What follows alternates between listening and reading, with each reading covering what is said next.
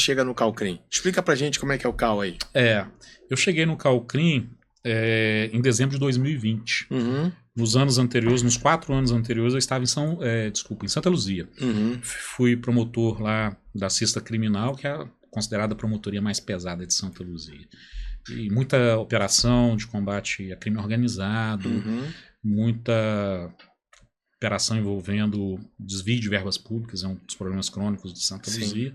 Então acabei ganhando um cabedal a título de combate a esse tipo de crime. E o Jarbas é eleito no final de 2020. Eu estava lá e ele me convida. Fala, Marcos Paulo, queria contar contigo novamente e tal. E preciso reforçar a área criminal. Eu sei que você tem perfil, fez um bom trabalho em Santa Luzia e tal. Falei, tamo junto, eu tô aí à disposição. Eu sou soldado, cara, me convoca pra guerra, a gente tá junto, né?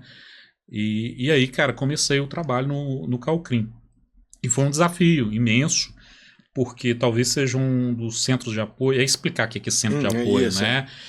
No Ministério Público a gente tem as promotorias de justiça, que são os chamados órgãos de execução, que é o promotor que vai atuar diretamente junto ao Poder Judiciário, enfim. E a gente tem, e isso começou em Minas Gerais a partir de 2002, a criação dos centros de apoio. O que é o centro de apoio? É uma estrutura que vai dar o suporte para que o promotor de justiça possa trabalhar de maneira mais adequada.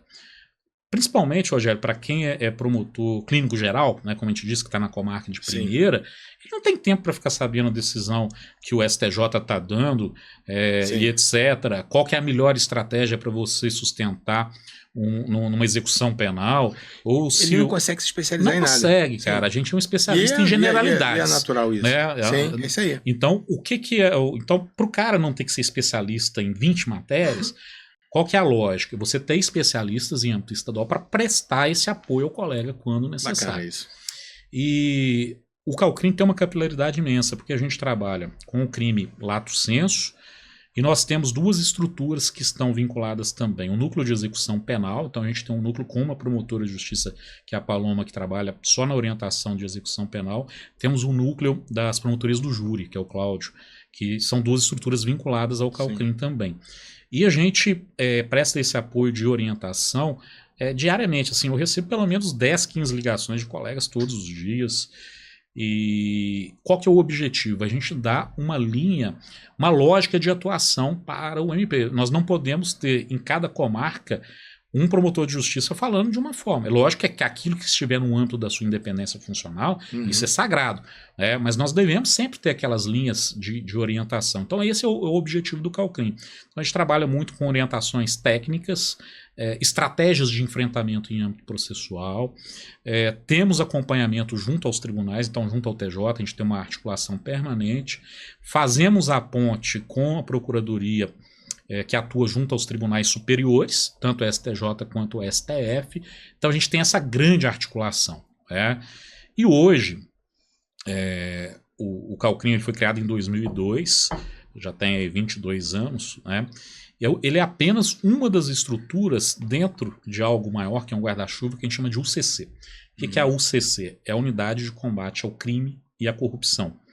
Essa unidade foi criada agora na última gestão, e ela reúne, Rogério, numa única estrutura física, um único prédio, todas as estruturas nossas de combate à criminalidade e à corrupção. Então, o que nós temos lá nessa estrutura? Nós temos GAECO. Então, qual que é a diferença do GAECO para o Calcrim? O GAECO vai trabalhar sempre com combate ao crime organizado, e ao contrário, ele não é um centro de apoio, ele é um grupo que apoia o promotor de justiça. Então, ele é um órgão de execução que trabalha junto com o promotor. Respeitando o promotor natural. O promotor natural tem que demandar a atuação do GAECO. Então, o GAECO não é o xerife que vai chegar aqui é meu, não. O colega fala, olha, estou com uma situação complexa, envolvendo, ao que tudo indica, o CRIM, gostaria do apoio. Os colegas fazem a seleção e vão dar o apoio para ele, se for o caso. Então o GAECO faz esse trabalho. Nós temos lá o CAUET, que é o Centro de Apoio Operacional contra os crimes, contra a ordem econômica e tributária. Tem um trabalho muito grande na área de sonegação fiscal, está lá com a gente também. Temos o GAECIBER, que é o GAECO voltado... Que foi criado recentemente. Recentemente. A estrutura, antigamente, estava vinculada ao... Só abrindo parênteses, Marcos, você está falando do GAECIBER, a gente tá criando uma pós especificamente sobre isso, sobre os crimes cibernéticos. Fundamental, inteligência. Hoje, assim, cara, eu não sei se você já foi vítima. Eu já fui vítima várias vezes de crime cibernético. Sim. Então, é um mal que hoje, falava, crime cibernético é um mal do futuro. Não é mal do futuro. Não é. Já tá virando passado até. Exato. Porque todo mundo já foi vítima de alguma forma de crime cibernético. Exatamente. E isso se agravou muito, Rogério, com a pandemia da Covid. Sim. Porque as pessoas se especializaram em fazer esse tipo de atividade, porque você teve um afluxo muito grande, né, para o meio cibernético. Então isso se agravou muito. Para você ter uma ideia, nos últimos 4 anos nós tivemos 478 mil estelionatos virtuais em Minas Gerais. Que loucura, cara. 478 mil. Que loucura isso. Isso é dado que eu trabalhei hoje, para você ter ideia. Então, assim, a gente precisa trabalhar. Precisamos do quê? De inteligência para enfrentar isso.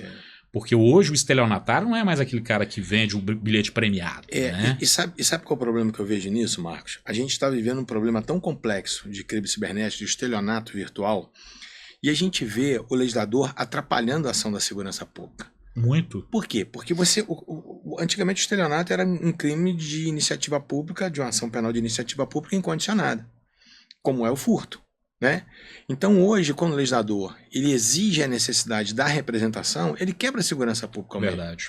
Sabe? Porque o camarada que se vê vítima de uma situação dessa, ele não sabe o que é representação, e muitas vezes a gente tem interpretações, né, da segurança pública, que na minha opinião são equivocadas, que muitas vezes não enxergam, por exemplo, uma ocorrência, né, um registro de ocorrência, um RES, o que seja, não entende aquilo como uma representação. Sim. E aí o que acontece? A coisa se perde, sabe? Isso cai na cifra negra, na verdade, a gente não tem mais dados específicos com relação a isso.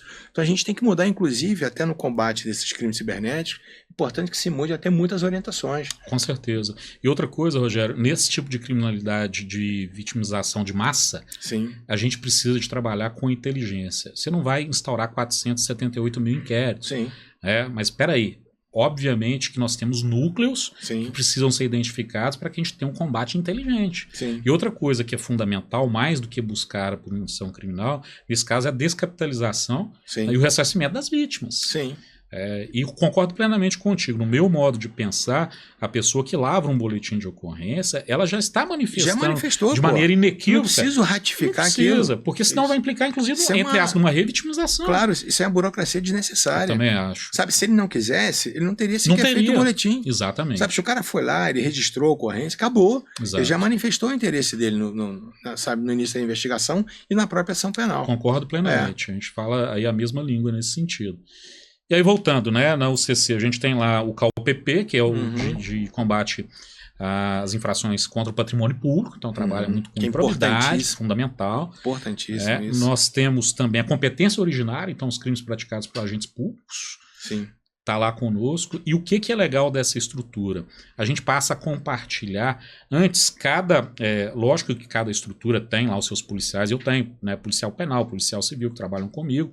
Mas a partir de agora, como a gente está numa estrutura única, a gente compartilha também essa força. Hoje, Rogério, a gente tem, no âmbito da UCC, nós temos policiais penais, policiais civis, policiais militares, policiais rodoviários federais. Então a gente tem uma gama ali da presença dos agentes de combate à criminalidade muito grande. Isso faz toda a diferença. Então, às vezes, a gente está com um problema envolvendo um veículo na prática de crime, a gente aciona a nossa PRF lá dentro, ele já aciona o cara na Bahia para poder fazer um cerco. E isso traz uma agilidade muito grande. E sem a necessidade de ofício, de e-mail, de nada, é na hora, né? É ali mesmo. Então tem dado um resultado muito bom. Agora o desafio é gigantesco, porque hoje o que a gente tem? O combate à criminalidade está sendo muito dificultado, sobretudo por interpretações judiciais. A gente tem, a leitura que o Marcos Paulo faz, nós temos uma Constituição muito garantista. Isso é errado? Não acho que seja errado, não, tá certo. Só que, a partir do momento que você tem uma Constituição garantista e que você tem uma interpretação com ultra-garantismo sobre, você desequilibra o sistema. E aí a gente passa a ter um garantismo, como diz nosso amigo Douglas, monocular e hiperbólico. Né? E eu sou adepto do garantismo integral. Sim. Né? Por que as vítimas não têm direito? Sim. Né? A gente tem que pensar também na vítima. Sim. A vítima sempre foi o sujeito ignorado do processo penal, utilizada na maioria das vezes para produção de prova. Sim. Né? Então acho que a gente tem que inverter essa lógica. E digo para você, não é fácil, cara. Não é fácil. Se passou num período que eu sei que não foi fácil também, mas hoje é muito difícil. Hoje você não pode conversar com a imprensa, porque qualquer coisa que você diz pode ser interpretado como uma crítica e você está sujeito a sanção. Então, assim, combater a criminalidade é uma atividade que vem sendo criminalizada no nosso país.